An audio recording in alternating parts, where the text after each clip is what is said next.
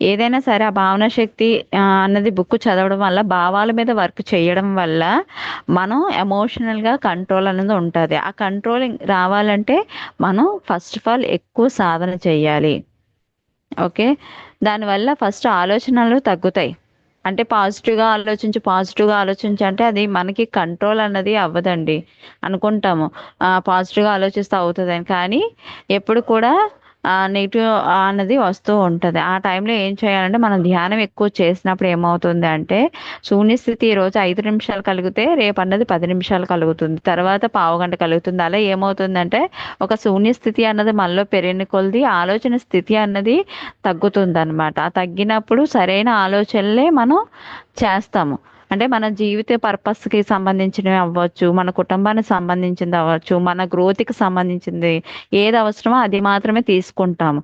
ఏదైతే పంచేంద్రియాలు, ఓన్లీ మనం తిన్న ఆహారమే కాకుండా చూసే చూపు కానీ, వినే మాట కానీ, మనం మాట్లాడే మాట కానీ, మన ఎంజాయ్ చేసే ఫిజికల్ ఎంజాయ్మెంట్ కానీ, ఎంతవరకు ఏది అవసరమో అది కరెక్ట్ లెవెల్లో అన్నది తీసుకునే బ్యాలెన్సింగ్ లైఫ్ అన్నది వస్తుంది. మనం చాలా సార్లు అనుకుంటాం ఇది మార్చుకోవాలి, అది మార్చుకోవాలి, చాలా సార్లు అనుకుంటాం, కానీ మనలో ఆ కంట్రోలింగ్ అన్నది రాదు. సో ఈ సెక్షన్స్ నాకు ఎలా ఉపయోగపడాయి అనేది చెప్తాను ఉండండి. నాకు చిన్నప్పటి నుంచి చెప్పాను కదా, స్పిరిచువల్ ఇంటెన్షన్ అనేది చాలా ఎక్కువ. ఆ, నాది చాలా వర్క్ మైండ్. తెల్లవారు లెగిస్తే 4:35 లెగిస్తే నైట్ పడుకునే 11 వరకు కూడా, 12 వరకు కూడా వర్క్ పరంగా ఆలోచించే మైండ్ సెట్. ఎప్పటి వరకు 2019 వరకు. జనరల్గా టీనేజ్ ఏజ్లో ఉంటే ఎంజాయ్మెంట్ సాంగ్స్, ఎంజాయ్మెంట్స్, ఫ్రెండ్స్తో షికార్లు, ఇవన్నీ ఇంట్రెస్ట్ ఉంటాయి. నాకు అవన్నీ ఉండేవి కాదు. ఫ్రెండ్స్తో వెళ్ళడాలు కానీ, ఆ, ఈ మూవీస్ చూడడం కానీ, సాంగ్స్ విపరీతంగా వినడం కానీ, ఎంజాయ్మెంట్ అన్నది నేను చాలా దూరం అనమాట. సో వర్క్ మైండెడ్ పర్సన్ని. ఆఫ్టర్ 2019 తర్వాత ఒక రియలైజేషన్ తర్వాత, లేదు, నేను ఒక అమ్మాయిని, ఒక తయారయ్యే విధానంలో కానీ, తర్వాత ఎంజాయ్మెంట్ చేయడంలో కానీ, ఒక సాంగ్ని అంటే ఈ ఫిజికల్ శరీరానికి కొన్ని కొన్ని నీడ్స్ అన్నది కూడా అవసరం అని రియలైజ్ అయ్యి వాటిని కూడా నేను తీసుకోవడం అన్నది మొదలుపెట్టాను. సో మొదలుపెట్టిన తర్వాత పెళ్ళి అయ్యింది. సో నేను ఒక ధ్యానిని కనుక ఏంటి, కుటుంబాన్ని బాగా చూసుకోవాలి, చుట్టాలు బాగా చూసుకోవాలి, ఆ, అందరూ కూడా ఒకటే. నాకు చిన్నప్పటి నుంచి మైండ్ సెట్ ఏంటంటే, కుటుంబం ఒకటి, బయట వాళ్ళు ఒకటి, ఆ ఆ మైండ్ సెట్ ఉండదు. నా పిల్లలు ఒకటి, బయట వాళ్ళ పిల్లలు ఒకటి, ఆ మైండ్ సెట్ ఇప్పటికీ లేదు. సో దానివల్ల ఏంటంటే అందరినీ ఈక్వల్గా చూశాను. ఓకే. తర్వాత ఆ, అర్థమైంది. ఒక గృహిణిగా చాలా అంటే, నాకు బిఫోర్ అనేవారు నీ ఏజ్ చాలా చిన్నది, కానీ నీకు చాలా పేషెన్సీ, ఓపిక ఎక్కువ అని. అవును, నేను ఏముంది, నాకు నచ్చిందే కదా చేస్తున్నాను అని. కానీ నాకు ఆఫ్టర్ మ్యారేజ్ అర్థమైంది, నాకున్న ఓపిక సహనం చాలా తక్కువ. సో ఒక స్త్రీని భూమాతతో ఎందుకు పోల్చుతారు అని అర్థమైంది. సో చాలా ఇంకా ఓర్పు సహనం ఉండాలి అన్నది నాకు ఆఫ్టర్ మ్యారేజ్ చాలా అర్థమయ్యి ఆ క్వాలిటీస్ డెవలప్ చేసుకున్నాను. అప్పటిదాకా పొగిడినన్ని కూడా చాలా జీరో అని నేను అర్థం చేసుకున్నాను. ఎందుకంటే పెళ్ళైన స్త్రీకి ఉన్న ఓర్పు సహనం చాలా ఎక్కువ. అది నేను ప్రాక్టికల్గా అన్నది ఇంప్లిమెంటేషన్ అన్నది పెట్టుకున్నాను. సో అంటే పెళ్ళైన 2 సంవత్సరాలకి నేను ఒక గృహిణిగా అన్నది తయారవ్వడం అయ్యింది. అప్పుడు దాకా కూడా నేను గృహిణిగా లేను. ఓకే. ఆ, అన్ని బాధ్యతలు చక్కగా నిర్వర్తిస్తున్నాను, కానీ ఆ ఎక్స్పీరియన్స్లు అన్నది 2 సంవత్సరాల తర్వాత చేశాక, ఓకే, ఒక గృహిణికి ఇది ఇంత ఓర్పు ఉండాలి, ఇంత సహనం ఉండాలి, అన్కండిషన్ లవ్ ఉండాలి, అలా ఎక్స్పీరియన్స్ చేశాను. సో నాకు ఎప్పుడు కూడా పిల్లల మీద థాట్ ఉండేది కాదు. ఆ, ఏంటంటే ఇంకా ఎదగాలి, ఈ స్కిల్స్ నేర్చుకోవాలి, నా మైండ్ సెట్ అంతా అది. ఆ, సో ఇంక ఈ మధ్య నేను పిల్లల కోసం రెడీ అవుదాము, ఇంకా కందాము అని చెప్పేసి అనుకున్నాము. అనుకునేసరికి నాకు బాగా బంగారు నాయుడు వాళ్ళ మిస్సెస్ ఎక్స్పీరియన్స్ బాగా నచ్చింది. వాళ్ళు డేస్ టైంలో ప్లానింగ్ చేసినా సరే, ఆ, ఇది అంటే కొంతకాలంగా నాకు ఇంటెన్షన్ ఒకటి చెప్తుంది. ఎందుకంటే భూమి మీదకి మనము కొన్ని పాఠాలు అన్నది నేర్చుకోవడానికి వస్తాం, అనుభవ సారాన్ని నేర్చుకోవడానికి వస్తాను. ఫర్ ఎగ్జాంపుల్ చెప్తాను ఉండండి. జీకే గారి బుక్ సమస్య ఆధ్యాత్మిక పరిష్కారం నేను ఒక 60లోనో 50లోనో చదివినప్పుడు అందులో ఒక పాయింట్ చూసి నవ్వుకున్నాను అనమాట. అందులో ఏంటి అంటే అత్త కోడల మధ్య వచ్చే చిన్న విషయాలకి పెద్ద గొడవలు అవుతాయి. ఆ కానీ దాని అంతరార్థం వెనక అది ఏంటి అంటే ఆ పెద్ద విషయం ఏమి ఉండదు. కూరల మీద మూత వేయలేదు, అన్నం మీద మూత వేయలేదు, ఇలాంటివి ఉంటాయి అన్నమాట. సో దానికి పెద్ద డిస్టర్బెన్స్ వస్తాయి. అక్కడ దాని వెనక ఏంటి అంటే విషయం సహనం ఉండాలి. ఆ ఈ క్వాలిటీస్ చెప్పారన్నమాట. ఓ రెండు క్వాలిటీస్ ఏవో చెప్పారు. సహనం అన్నది అందులో మెయిన్ పాయింట్. సో ఉండాలి అంటే నేను ఆ సహనాన్ని పక్కన పెట్టి ఈ ఈ పాయింట్ చూసి నవ్వుకున్నాను అనమాట. ఏంటి ఈయన ఇలా రాశారు, మూతలు లేవు, ఇది పెద్ద విషయమేనా అనుకున్నాను. కానీ ప్రాక్టికల్ లైఫ్ వచ్చినప్పుడు అది నాకు చాలా పెద్ద పాయింట్గా అనిపించింది. అప్పుడు జీకే సార్ చెప్పాను. సార్ అప్పుడు ఆ బుక్ చూసి నవ్వుకున్నాను సార్. ఏంటి ఈయన అన్నమే మూతలు లేవు, కూరలే మూతలు లేవు అని రాశారు. ఆ ఇది ఒక్క పాయింటేనా అనుకున్నాను. కానీ ప్రాక్టికల్ లైఫ్కి వచ్చాక అర్థమైంది సార్ అది చాలా పెద్ద పాయింట్ అని. అక్కడ కూడా చాలా ఓర్పు సహనం అన్నది ఉండాలని అంటే ఆ, ఇప్పుడు నువ్వు కరెక్ట్ అనుభవసారాన్ని పొందావు, అనుభవాన్ని ప్రాక్టికల్గా అని చెప్పేసి అన్నారనమాట. సో అలాగా ఆ నాకు కొంతకాలంగా ఏంటి అని అదే భూమి మీదకి మనం ఎందుకు వస్తాము అంటే అనుభవ పాఠాల కోసం వస్తాము. ఇతర లోకల చూడాలి మనం ఎక్కువ శాతం అన్నిటికన్నా చాలా భావాలు మనకు ఉంటాయి.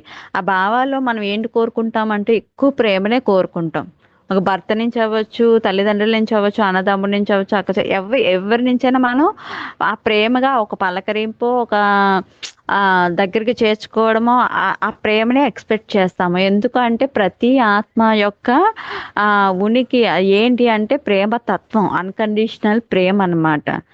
సో ఇతర లోకాల్లో మనం ఆ ప్రేమతో మాత్రమే ఉంటాం. అందుకే ఇక్కడికి రాగల ఎక్కువ ప్రేమే మనం కోరుకుంటాము. కానీ మరి అక్కడ ఆ స్థితి వదిలేసి ఇక్కడికి ఎందుకు వస్తున్నాము అంటే ఈ ఈ ఈ స్థితిని ఇక్కడ భూమి మీద ఈ కష్టం, నష్టం, బాధ, దుఃఖం ఈ భూమి మీద తప్ప ఇంకెక్కడ ఉండవండి బాధ, దుఃఖాలు అవిని. సో అవి ఎక్స్పీరియన్స్ చేయడానికి భూమి మీదకి మనం వస్తామన్నమాట. ఓకే. సో ఆ అనుభవ పాఠాలు నేర్చుకోవడానికి వస్తాము. అలాగా నాకు కొంతకాలంగా ఏంటి అంటే ఆ ఆ వచ్చే ఎందుకు అనుభవం చెందుతాం అంటే మన ఆత్మ పరిణితి అన్నది ఇంకా ఉన్నతంగా ఎదగడానికి, ఆ ఎదుగుతూ కూడా మనతో కొన్ని ఆత్మ చైతన్యాల్ని ఆ సో వాళ్ళకి జ్ఞానాన్ని అంటే వాళ్ళకి పంచడం ద్వారా మన గ్రోత్ ఉంటుంది. వాళ్ళు ఎవరిని మనం ఆ డెవలప్ చేయడం ఏమీ ఉండదు. మనం ఆత్మజ్ఞానం పంచడం ద్వారా మన ఆత్మస్థితి అన్నది పెరుగుతుంది. సో దాంట్లో భాగంగా నేను ఈ జన్మలోని ఇది ప్రాజెక్ట్ చేయాలి, ఈ పర్పస్ మీద నేను వచ్చాను అని చెప్పేసి డిజైన్ చేసుకొని వస్తామన్నమాట. సో ఆ డిజైన్లో ఏంటి అంటే జీకే గారు చెప్తారు. ఆ డిజైన్లో వాళ్ళే మన ఆధ్యాత్మిక పుత్రులు. ఆ పుత్రులు ఏంటి అంటే పెద్దవాళ్ళు అవ్వచ్చు, చిన్నవాళ్ళు అవ్వచ్చు. అంటే మీరు ఫిజికల్ స్థాయిలో చూడకండి, ఆత్మస్థితిలో మనం చూడాలి. బేబీ సోల్స్ ఉంటాయి, వృద్ధాత్మలు ఉంటాయి, ఆ ఇంకా అప్పుడే యువాత్మలు ఉంటాయి. సో ఆత్మల్లో కూడా రకాలు ఉంటాయి అన్నమాట. మనం శరీర స్థాయిలో చూసి ఇంత పెద్ద ఆయనకి నేను చెప్పాలా అలా అనుకోవద్దు. ఎందుకంటే ఇంత చిన్న పిల్లల్లో కూడా ఒక యోగి ఉండొచ్చు, ఎంతో జ్ఞానం కలిగిన వ్యక్తి అయ్యి ఉండొచ్చు, మనకన్నా చిన్నోళ్ళు అవ్వచ్చు. సో పెద్దవాళ్ళు కూడా ఎంతో జ్ఞానం లేకుండా చిన్నగా ఉండొచ్చు, బేబీ సోర్స్ అవ్వచ్చు. సో ఇక్కడ ఏంటి అంటే మనము చైతన్యపరంగా డెవలప్ అవుతూ ఇంకా నేనేదో ఇతరులు కూడా అదే, నేను ఆత్మనని తెలుసుకున్నాక ఇతరులు కూడా ఆత్మలు. సో వాళ్ళలో ఉన్న చైతన్యాన్ని మనం గుర్తు చేయవలసిన బాధ్యత కూడా మనకు ఉంటుందన్నమాట. కానీ ఒక్కొక్కలాగా మనం రీచ్ అవ్వవలసి ఉంటుంది. ఒక్కొక్కలాగా అంటే కొందరు ఆ ఒక సంగీతం ద్వారా అవ్వచ్చు, ఒక యోగా ద్వారా అవ్వచ్చు, ఆ ఇంకా ఒక ధ్యాన విద్యార్థి ప్రాజెక్ట్ అవ్వచ్చు. ఎవరికి ఏది నచ్చుతుందో అందులో నీ పర్పస్ వర్క్ అన్నది ఉంది. దాన్ని తగ్గట్టు మనం ప్రిపేర్ చేసుకొని వెళ్ళవలసి ఉంటుంది అనమాట. సో ఆధ్యాత్మిక పిల్లల కోసం మనల్ని మనం అంటే మనం ఫిజికల్గా సంపాదించి ఎలాగైతే మన పిల్లలకి ఇస్తున్నామో అలా వాళ్ళ కోసం మనం తయారవ్వాల్సి ఉంటుంది. సో బిఫోర్ ఏంటి అంటే నాకు కొంచెం ఫైనాన్షియల్ అన్నది స్ట్రాంగ్నెస్ లేదు. ఓకే. ఇక్కడ ఇప్పుడు కన్నా ఈ బేబీని ఎలాగా అంటే మన భావాలు మార్చుకోవాల్సినవి అన్నీ నేను చెప్తున్నాను. అందరికీ ఈ భావాలే ఉండాలని లేవు. నాకు భావం ఏముండేదంటే ఫైనాన్షియల్ స్ట్రాంగ్నెస్ లేనప్పుడు నేను ఒక బేబీని తెచ్చి ఎలా పెంచుతాను, ఇప్పుడు ఈ పొజిషన్లో నేను యాక్సెప్ట్ చేసేదాన్ని కాదు. ఎప్పుడైతే నాకు ఎంతసేపు బాగా చూసుకున్నానో ఎంత వర్క్ అయినా చేస్తాను, కానీ ఒక కుటుంబాన్ని లీడ్ చేసే క్యాపబిలిటీ ఫైనాన్స్లో అన్నది ఒక మేల్గా ఫైనాన్షియల్ రెస్పాన్సిబిలిటీ కానీ, ఒక ఉమెన్గా కుటుంబ బాధ్యతను కానీ, అలాగే ఒక ఆత్మగా నా వ్యక్తిగత చైతన్యాన్ని డెవలప్ చేసుకోవాల్సిన బాధ్యత 3 కోణాల్లో నేను డెవలప్ అవ్వవలసిన పొజిషన్ ఉందన్నమాట. సో అంత క్యాపబిలిటీ, స్ట్రాంగ్నెస్ ఈ 2 విషయాల్లోనే ఒక విషయంలో నాకు లేదు. నాకు ధైర్యం చాలా తక్కువ.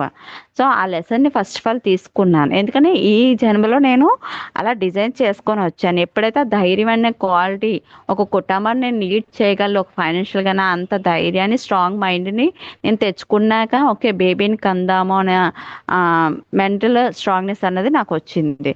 సో దానికి ముందు ఏంటి అంటే ఓకే ఏదో బేసిక్ ధ్యానం చేస్తా మంచిది, ఒక పాంప్లెంటో ఒక 2 hours ధ్యానమో పెడుతున్నాము. నా చిన్న లైఫ్లోనే ఏమైంది అంటే నాకు ఝాన్సీ మేడం కానీ, బాలా మేడం కానీ నా ఫస్ట్ గురువులు. వాళ్ళు ఎలా చేసేవారు అంటే ఒక ధ్యానం క్లాస్ అయినా నా దగ్గర చిన్నపిల్లని ఏం డబ్బులు ఉండేవి కాదు. సో వాళ్ళే తీసుకెళ్ళేవారు, నాకు పెట్టేవారు. ఒక బుక్, వాళ్ళు కొనుక్కున్న బుక్స్ నాకు ముందు చదవడానికి ఇచ్చేవారు. ఓకే వాళ్ళ టైం నాకు ఇచ్చేవారు. అంటే పిల్లలు కనడం వేరు, వాళ్ళని ఒక ఉన్నతంగా తీర్చిదిద్దడం వేరు. సో అలా వాళ్ళు నన్ను తీర్చిదిద్దారనమాట. ఒక 3 tablets మన 3 days వర్క్షాప్కి కానీ, కడతాలు కానీ వాళ్ళే డబ్బులు పెట్టి తీసుకెళ్లేవాళ్ళు అనమాట. సో కొంతకాలం నాకు అనిపిస్తుంది ఓకే అప్పుడు వాళ్ళు నా ఆధ్యాత్మిక తల్లులు ఎలాగైతే నాకు పెట్టారో నేను ఆ పొజిషన్కి వెళ్ళాలి. ఒక ఫైనాన్షియల్ కానీ, ఒక బుక్ కొని ఇవ్వడం కానీ, ఒక ఏదైనా ఇప్పుడు మనకి అవుతుంది ఉగాది సంబరాలకు కానీ నేను తీసుకెళ్ళాలి నా ఆధ్యాత్మిక పిల్లల్ని. సో ఆ క్యాపబిలిటీ అంటే ఒక ఫైనాన్షియల్గా అవ్వచ్చు, ఒక జ్ఞానం లెవెల్లో వాళ్ళకి ఇవ్వగలగాలి. ఎందుకంటే ఒక దుఃఖంలో ఉన్నప్పుడు ఓదార్పు కాదు, కరెక్ట్ జ్ఞానాన్ని ఇచ్చినప్పుడే వాళ్ళు ఆ దుఃఖం నుంచి బయటకు వస్తారనమాట. ఎప్పుడు కూడా ఎదుటోళ్ళ మీద జాలి అన్న పదం లేదు. ఆ జాలి ఎలాగా ఉండాలి అంటే జ్ఞానాన్ని ఇచ్చే స్థాయిలో ఉండాలి తప్ప అయ్యో వీడు కష్టంలో ఉన్నాడని అనడానికి వీలేదు. ఎందుకంటే ఆ కష్టం నుంచి మనం పాఠాలు అన్నది నేర్చుకోవాల్సి ఉంటుంది. సో అలా ఏంటి అంటే ఇప్పుడు మనం ఈ జ్ఞానమాతృత్వంలో ఏదైతే వెళ్తున్నామో మన తల్లిదండ్రుల నుంచి వచ్చిన క్వాలిటీ, ఎందుకంటే ప్లస్ మైనస్ మనకే తెలుస్తుందండి. అదే పెద్దలు అంటారు, నలుగురిలో ఉన్నప్పుడు నోరు జాగ్రత్త, ఒంటరిగా ఉన్నప్పుడు ఆలోచనలు జాగ్రత్త అంటారు. సో ఒంటరిగా ఉన్నప్పుడు మనం ఏంటి, మన స్ట్రాంగ్ మైండ్ సెట్ ఏంటి, మన ఆలోచనలు ఏంటి, భావాలు ఏంటి అన్నది మనకి ఆ సెల్ఫ్ చెక్ చేసుకుంటే తెలుస్తుంది. అంతే కదా, బయటకు మనం బాగానే కనిపిస్తే నా మైనస్ ఏంటో నాకే తెలుసు. సో ఇప్పుడు నేను 2 సరి చేసుకున్నాను. ఏదైతే బంగారు నాడాలు మిసెస్ ప్లాన్ చేసినా సరే మేము కూడా టెస్ట్ చేయించుకున్నాం. వీళ్ళందరూ ప్రెజర్ చేస్తున్నారు కానీ నాకైతే ఏమీ ఉండదని నమ్మకం. భార్యాభర్తలు టెస్ట్ చేయించుకుంటే ఏం ప్రాబ్లం లేదమ్మా అన్నారనమాట. సో అన్నప్పుడు నేను రియలైజేషన్ ఏటయ్యాను అంటే సో ఇంకా నేను మదర్ పోస్ట్కి ఎలిజిబుల్ అవ్వలేదు. గర్భాశయం బుక్ ఒకటి ఈ మధ్య చదివాను. నాకు కొంతకాలంగా ఒక ఝాన్సీ ఆంటీ లాగా, బాలాగారిలాగా జ్ఞానాన్ని ఇచ్చేలాగా ఒక నా పిల్లలకి కరెక్ట్గా అంటే స్పిరిచువల్ బేబీస్కి నేను ఇచ్చే పొజిషన్కి నేను రెడీ అవ్వాలని నాకు ఇంటెన్షన్ కొంతకాలంగా ఉంది. సో దానికి ఏంటి అంటే వాళ్ళు గంటల గంటల సాధన చేశారు, ఆచరణ పెట్టారు, తెలుసుకున్న జ్ఞానాన్ని సేవ చేశారు, ప్రచార ధర్మాన్ని ఇంప్లిమెంటేషన్ పెట్టారు. అందుకే అలా గురువు పోస్టులకు వెళ్ళారు. నేను కూడా ఒక తల్లిగా బెస్ట్గా, ఎందుకంటే రోల్ మోడల్ అవుతాం, తల్లే ఫస్ట్ గురువు పిల్లలకి. సో ఆ విధంగా నేను ప్రాక్టికల్ లైఫ్ పెట్టాలి అని డెసిషన్ తీసుకున్నాను. అండ్ నెక్స్ట్ జయ మేడం ఒక మంచి పాయింట్ చెప్పారు. ఏంటి అంటే పిల్లలు మన ద్వారా మాత్రమే వస్తారని చెప్పాను కదా. నాకు పిల్లలు ఉండాలి, చేయాలని లేదు, ఎంతసేపు ఎదగాలి, ఈ వర్క్ చేయాలి, ఈ నేర్చుకోవాలని. సో ఈ మధ్య ఏంటి అంటే ఓకే చాలామంది ఎరుక లేకుండా పిల్లలకు అంటున్నారు. నేను ఒక స్పిరిచువల్ పర్సన్ని, ఒక మంచి సోలు భూమి మీద తీసుకోవడానికి, తన ఆత్మ చైతన్యాన్ని డెవలప్ చేసుకోవడానికి ఒక ఉన్నతమైన గర్భం కావాలి కనుక సో నా భావాలు కానీ ఆలోచనలు కానీ నేను సో నా గర్భాన్ని ఇస్తున్నాను. సో దాన్ని నేను రెడీ చేసుకుంటున్నాను. అంటే నాకు పిల్లలు కావాలి, నన్నేదో నేను ముసలి అయిపోతే నన్ను చూస్తారు అలాంటి ఆలోచనల భావాలతో కాకుండా సో ఒక సోలు తన భూమి మీదకి వచ్చి తనకి సహకరించడానికి ఒక స్పిరిచువల్ మదర్గా నేను నా గర్భాన్ని రెడీ చేస్తున్నానండి. నిజంగా అది నేను సరి చేసుకున్నాను. మొన్నటిదాకా ఏంటంటే ఇంకా సరే 4 years అయింది కదా మ్యారేజ్ అని పిల్లలకు కూడా నేను రెడీ అవ్వాలి అని అనుకున్నాను. మొన్నటిదాకా నేను అందులో మా బావగారికి ఒకటి ఆడపిల్లలు కనుక వీళ్ళకి బాబు పుట్టాలని వీళ్ళకి ఉంది వారసుడు ఇవ్వాలని. సో అవన్నీ కాకుండానా లేదు, ఎన్నో ఆత్మలు ఉన్నాయి. సో సరైన గర్భాలు సరైన తల్లులు లేరు కనుక ఓకే, నా గర్భాన్ని అయితే ఏ సోల్ కావాలి అనుకుంటుందో ఆ సోల్కి ఇవ్వడానికి నేను వర్కౌట్ చేస్తున్నానండి. నేనైతే ఈ ధ్యాన మాతృత్వం క్లాసుల ద్వారా అదే ఏముంది, స్పిరిచువల్ టాబ్లెట్ జీకే గారు చాలా అనంతమైన జ్ఞానాన్ని ఇచ్చారు కదా, మళ్ళీ ఇదే ఏముంది అనుకున్నాను. కానీ చెప్పాను కదా, ప్రతి స్టేజ్ మనలో ఒక వికసించడమే. ఒక గృహిణిగా 2 సంవత్సరాల తర్వాత నేను వికసించాను. ఇప్పుడు ఒక తల్లిగా నేను ఫస్ట్ ఆఫ్ ఆల్ నన్ను నేను రెడీ చేసుకుంటున్నాను ఒక స్పిరిచువల్ మదర్గాన. అది రియల్గా నేను బ్లడ్ ద్వారా కానొచ్చు, లేదు అంటే కొన్ని బయట సోల్స్కి అవ్వచ్చు. ఫస్ట్ ఆఫ్ ఆల్ ఒక మదర్గా నన్ను నేను ప్రిపేర్ చేసుకుంటున్నాను. ఇంకో పాయింట్ ఏంటి అంటే లక్ష్మి మేడం చెప్పారు, ఫస్ట్ ఆఫ్ ఆల్ కొందరు పెంచుకుంటారు అని. చెప్పాను కదండి, భూమి మీదకి మనం కొన్ని పాఠాలు నేర్చుకోవడానికి వస్తాం, కొన్ని గుణాలు మార్చుకోవడానికి వస్తామని. మన స్పిరిచువల్ దాంట్లోనే ఎప్పటి నుంచో వాళ్ళు ధ్యానం చేస్తున్నారు, ఎంతో సర్వీస్ చేశారు, వాళ్ళకి పిల్లలు లేరు. పిల్లలు లేకపోతే అడాప్ట్ చేసుకోమని కొందరు చెప్పారు, వాళ్ళు చేసుకునేవారు కాదు. ఏంటి అంటే మా ద్వారా పుట్టిన పిల్లలే కావాలి, మా బ్లడ్ ద్వారా పుట్టే పిల్లలే కావాలి. సో ఇలా ఉండేవారు అనమాట. చాలా కాలం ట్రై చేశారు, ఫైనల్గా ఒక బేబీని అడాప్ట్ చేసుకున్నారు. అంటే మనం చెప్తున్నాం మాటలో ఏంటి అంటే, నేను ఆత్మని చెప్తున్నాము, అందరిలో భగవంతుడు ఉన్నారు, వాళ్ళు కూడా ఆత్మలే అని చెప్తున్నాము. మరి నువ్వు బయట బేబీని యాక్సెప్ట్ చేయలేకపోతున్నావు అంటే నువ్వు తెలుసుకున్న సత్యాన్ని ఎంత ఇంప్లిమెంటేషన్ పెడుతున్నావు? సో ఆ రియలైజేషన్ అవ్వడానికి తనకి చాలా టైం అయ్యింది. అందుకే తనకి మేబీ నాకు అనిపించింది, అందుకే బేబీస్ లేరేమో. అహం బ్రహ్మాస్మి అని చెప్తున్నాం కదా, ప్రతిదీ కూడా బ్రహ్మ పదార్థమైన మన అన్నమయ సంకీర్తనలో నేర్చుకుంటున్నాము, ఈ జర్నీలో నేర్చుకుంటున్న ప్రాక్టికాలిటీ ఎక్కడుంది? సో అది ఆయన ధ్యాన మహాచక్రంలో చెప్పారు. ఏం చెప్పారు అంటే, నాకు నా వారసుడే కావాలి, ఆ వారసుడని కాదు, అంటే మా ద్వారా మా భార్యాభర్తల ద్వారా కన్న పిల్లలే కావాలి అన్న భావన ఉండేది. దాన్ని సరి చేసుకొని అప్పుడు మేము అడాప్ట్ చేసుకున్నాము అని. సో అలా కూడా ఏంటంటే కొన్ని గుణాలు మార్చుకోవడానికి ఈ జన్మలో బేబీస్ లేకుండా రావచ్చు. సో అందుకే మేడం చెప్పారు, అందుకే కొంత బేబీని పెంచుకున్నాక తర్వాత కన్సీవ్ అయ్యే వాళ్ళు కూడా ఉన్నారు. సో చాలా చక్కగా చెప్తున్నారండి. అదే అత్తను ఒకలాగా, అమ్మలా ఒకలాగా, తోటికోడలు ఒకలాగా, సిస్టర్ని ఒకలాగా, ఆడపడుచులు ఒకలా చూస్తాం కదా. ఆ ద్వంద్వత్వాలు మానేసి సో ప్రాక్టికాలిటీగా, ఎందుకంటే ప్రతి ఎమోషను అన్నది బేబీ మీద పడుతుంది. ఓకే, ఒక హెల్దీ రిలేషన్ ఇవ్వాలి అంటే, రిలేషన్స్ బ్యాలెన్స్ చేయాలి అంటే మనకి చాలా పేషెన్సీ ఉండాలి, అన్కండిషనల్ లవ్ ఉండాలి. ఇదంతా కూడా మనం ఎవ్రీడే ధ్యానం చేయడం వల్ల, జ్ఞానాన్ని తెలుసుకోవడం వల్ల, ప్రాక్టికల్గా ఉన్నప్పుడండి మనం ఉన్నతమైన ఆత్మల్ని రీచ్ అవుతాం అన్నమాట. సో నేనైతే ఈ ఈ ధ్యాన మాతృత్వం నుంచి, నా సెల్ఫ్ నుంచి, ఆ గర్భాశయం బుక్ చదివిన కాంచి నేను అర్థం చేసుకున్న జ్ఞానాన్ని, ఫస్ట్ ఆఫ్ ఆల్ ఎప్పుడైతే మాస్టర్ వస్తారో తెలియదు, నేనైతే ఒక మదర్గా నా గర్భాన్ని అయితే ప్రిపేర్ చేస్తున్నాను.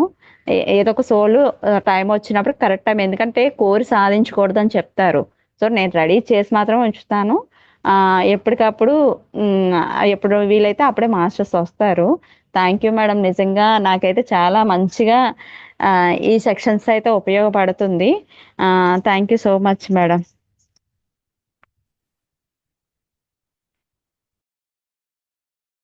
ఓకే అమ్మా, సంతోషి మేడం, చక్కగా బాగా చెప్పారు. ఎందుకంటే ఒక పెళ్ళయ్యి అత్తవారింట్లో ఉండేటప్పుడు ఎన్నో కోరికలతోటి ఉంటాయి, పెళ్లి చేసుకునేటప్పుడు చెప్పావు అదే. సో వెళ్ళేటప్పటికే రియల్గా ఎక్స్పీరియన్స్లు అన్నీ బయటపడుతుంటాయి. అంటే అవతల వాళ్ళలో ఏదో ఉందని కాదు, మనం ఎక్కడున్నాము అనేది చూసుకోవడానికి ఇక్కడ అంతే. సైలెంట్గా ఉంటే ఏ గొడవ లేదు కదా, ఏది ఉండదు కదా, కానీ ఉండలేం కదా. సో ఇవన్నీ కొన్ని రోజులకి మనకే అర్థమవుతూ ఉంటాయి. సో ప్రతిదీ లెర్నింగ్ కోసమే మనం వస్తాము. లెర్నింగ్ అనుకుని ఊరుకుండిపోకూడదు కూడా. ఇంకా ఆ టైంకి మనం ఏం చెయ్యాలి అనేది కార్యరూపం దాల్చాలి. ఫస్ట్ ఆలోచిస్తాము, వింటాము, రెండోది ఆలోచిస్తాము, మూడోది మాటల రూపంలో బయటకు వస్తుంది, నాలుగోది పనుల రూపంలో చేసుకు వెళ్ళడమే. అందుకే నేను చెప్పాను, సేవ కాని వాక్ సేవ కానివ్వండి, ధన సేవ కానివ్వండి, కష్టం కానివ్వండి, ఒక పాంప్లెట్లు పంచడము, క్లాస్ అయినప్పుడు వెళ్ళి ఒక క్లాస్ కండక్ట్ చేయడము, లేకపోతే అక్కడ ఫుడ్ వండుతున్నప్పుడు ఆ ఫుడ్లో సాయం చేయడం కానివ్వండి, ఒక పిరమిడ్కి వెళ్ళి పిరమిడ్లో సర్వీస్ చేయడం కానివ్వండి. సో అలాగే మనకి డొనేషన్లు ఎక్కడికక్కడ పిరమిడ్ సొసైటీలో మనమే స్వయంగా డబ్బులు పెట్టుకుంటామే తప్ప ఎవరు మనకి ఎక్కడ డొనేషన్లు బయట సంస్థల నుంచి రావు, మనకి ఎక్కడి నుంచి మనమే రేజ్ చేసుకోవాలని. సో మన దగ్గర ఉన్న ధనాన్ని మనం కొంత సేవా కింద ధన సహాయం చేయడము, ఇంకా కొంతమంది టీచింగ్ చేయడం. టీచింగ్ చెప్పే కెపాసిటీ ఉంటుంది. అంటే చిన్నప్పటి నుంచి మనం మన తల్లిదండ్రుల దగ్గర మన యొక్క పాత్రే మనం ఇప్పుడు మన జీవితము. గలగల్లాడుతూ మాట్లాడే కూతురు ఉంటుంది, ఒక కూతురు కొంచెం సైలెంట్గా ఉంటుంది. ఆ సైలెంట్గా ఉన్న కూతురు కొంచెం క్లాసులు చెప్పడానికి కొంత టైం పట్టచ్చు, కానీ ఆ గలగల్లాడుతూ మాట్లాడే కూతురు వేరే క్లాసులు చెప్పడానికి వెళ్ళిపోతారు. కానీ సైలెంట్లో ఉన్న కూతురు ఒకేసారి నోరెప్పుతుంది, అద్భుతమైన సబ్జెక్టులు చెప్తారు వీళ్ళు. ఈ గలగల్లాడుతూ మాట్లాడే కూతురు అప్పటికప్పుడు మోటివేషన్ ఉంటుంది. ఇలా రెండు పాత్రలు మనలోనే ఉంటాయి, రెండు గుడ్ క్వాలిటీసే కదా, కొంచెం వెనక ముందు వస్తూ ఉంటాయి. అలా మనం ఏంటి అనేది మన గురించి మనకే తెలియకపోతే మన గురించి ఇతరులకు ఎలా తెలుస్తుంది?